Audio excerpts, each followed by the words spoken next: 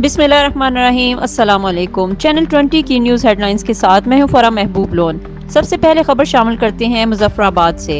हुकूमत आज़ाद कश्मीर ने आज़ाद कश्मीर के मुख्तलिफ पुलिस स्टेशंस को नई गाड़ियां फराहम कर दी। वज़ीर आज़म आज़ाद कश्मीर चौधरी अनवार उल हक ने पुलिस स्टेशंस के लिए नई गाड़ियों की चाबियां deputy inspector general police reserve doctor Liaqat के हवाले की।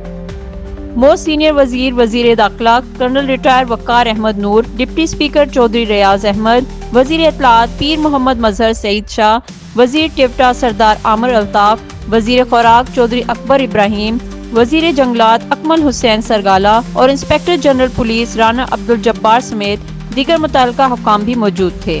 इंस्पेक्टर जनरल पुलिस ने वजीर आजम को ब्रीफिंग दी। वजीर आजम आज़ाद कश्मीर चौधरी अनवार उल हक ने इस मौके पर गाड़ियों का मुआयना किया। हुकूमत आज़ाद कश्मीर ने मुख्तलिफ पुलिस स्टेशंस के लिए 19 नई 4x4 सिंगल कैबिन गाड़ियां फराहम की हैं। हर जिले में 2 जबकि हवेली कोहोटा को 1 नई गाड़ी दी गई है।